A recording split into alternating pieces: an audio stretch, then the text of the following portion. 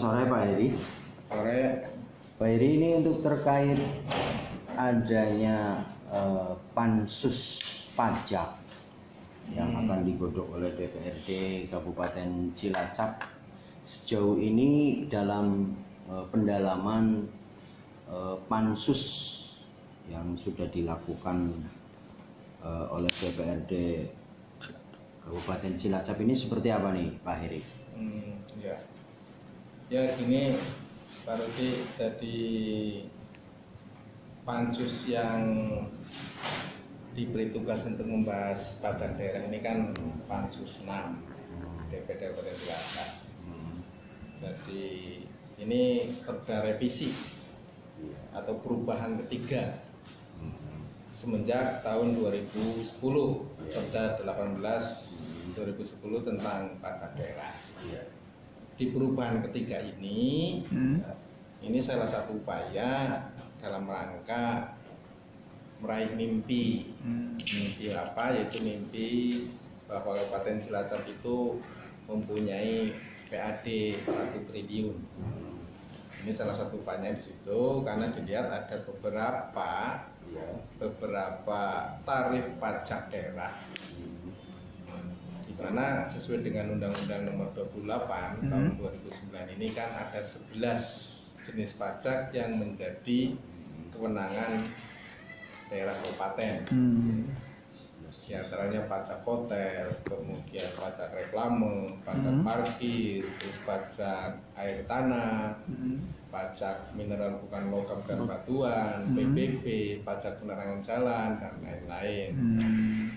Dalam hal ini, pemerintah daerah, yaitu eksekutif, tempat ini mengajukan beberapa tarif yang ingin disesuaikan di tahun ini. Yang pertama yaitu pajak penerangan jalan. Pajak penerangan jalan. Pajak penerangan jalan yang semula ini kan 9%. Sesuai dengan undang-undang ini batas maksimal tarif penerangan jalan ini 10%. Sehingga ada spare 1%. Nah ini yang akan dinaikkan sesuai dengan undang-undang menjadi 10%. Berarti ada peningkatan 1%. Kemudian yang kedua, ini tarif pajak tentang mineral bukan logam dan batuan, di mana sesuai dengan undang-undang pajak daerah itu untuk mineral bukan logam dan batuan ini maksimal 25%. Maksimal 25%. Kemarin ini kita tarifnya 20%. Sehingga akan disesuaikan dengan undang dijadikan tarif pajak mineral logam bukan logam dan batuan ini jadi 25%. Kemudian yang ketiga ini tarif tentang parkir yang menjadi objek pajak daerah tentang parkir ini parkir yang di luar badan jalan. Badan jalan di luar badan jalan. Contohnya itu Rita Supermarket. Ini kan punya tempat parkir. Nah itu Rita itu punya tanggung jawab atau kewajiban untuk membayar pajak parkirnya. Nah besarnya sesuai dengan undang-undang 30%. Sampai sekarang ini kan baru itu kita tarifnya itu 20%.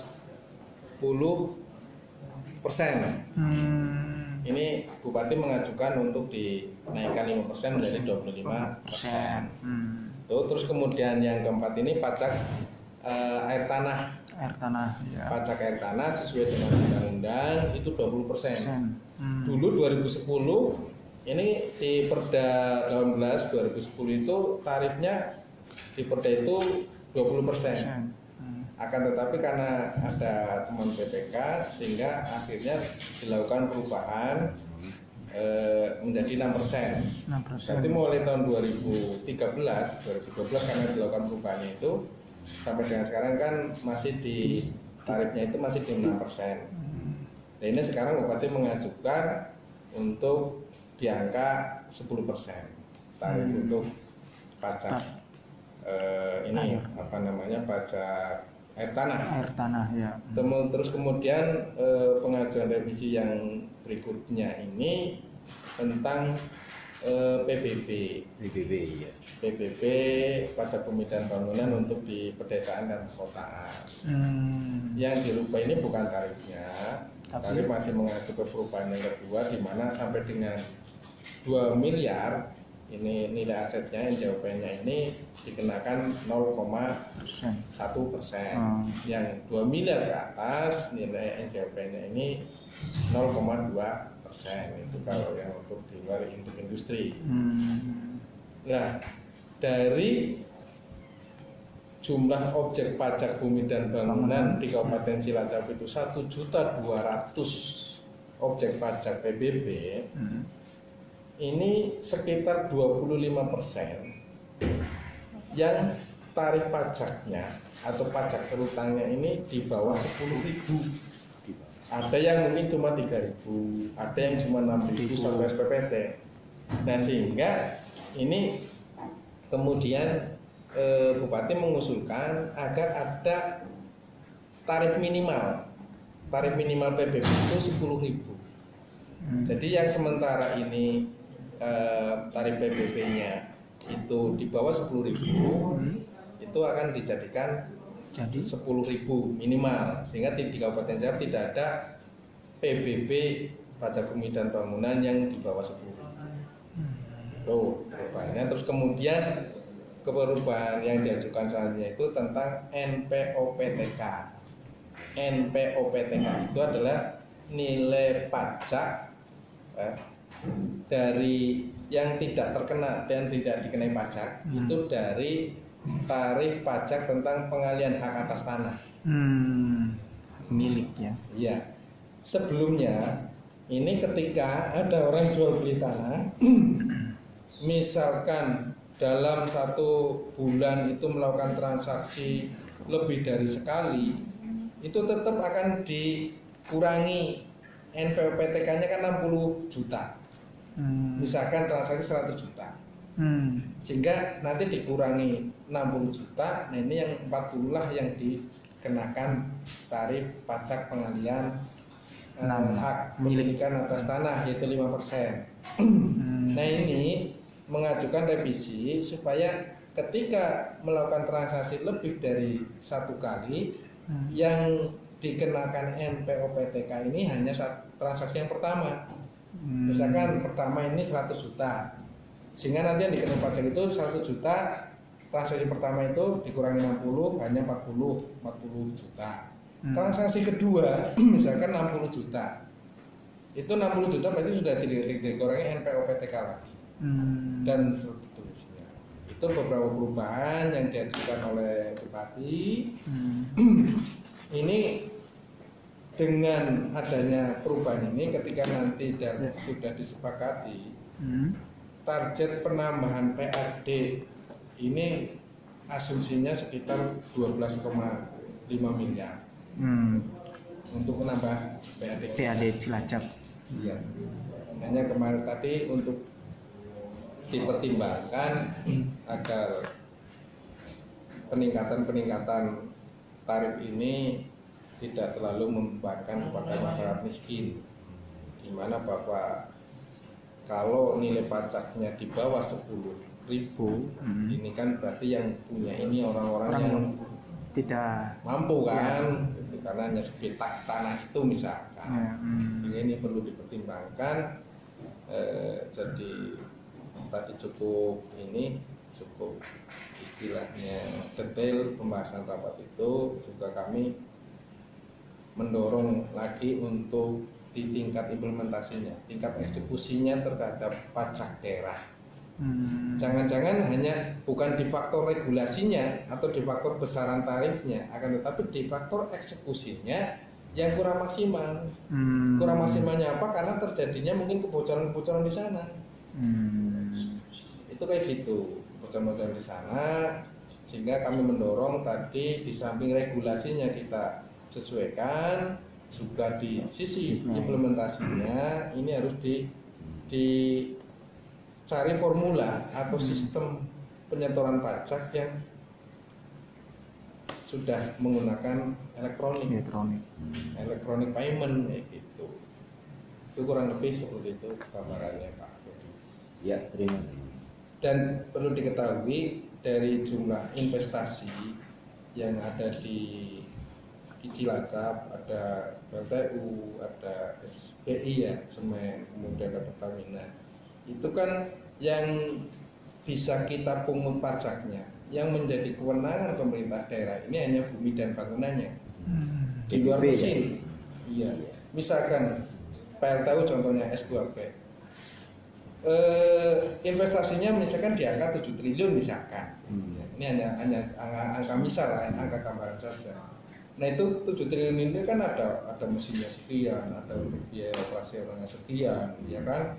Nah itu yang menjadi objek pajak daerah ini hanya tanah dan bangunannya saja, sehingga di luar itu bukan menjadi kewenangan kita, kayak gitu Pak.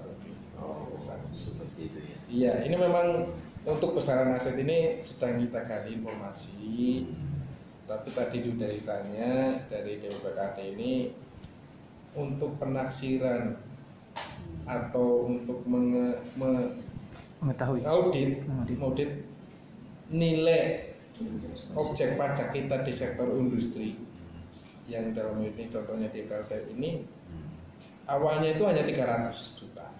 300 juta. Iya dulunya. Nah, tapi setelah dilakukan penilaian kembali terhadap bumi dan bangunan yang menjadi objek pajak daerah, ini sekarang sudah miliaran.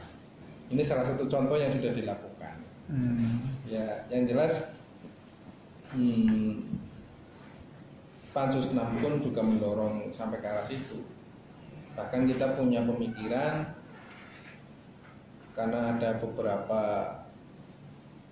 luas tanah yang sudah bersertifikat. Saya dapat informasi dari masyarakat sudah 5 tahunan punya sertifikat tapi juga belum dikenai pajak.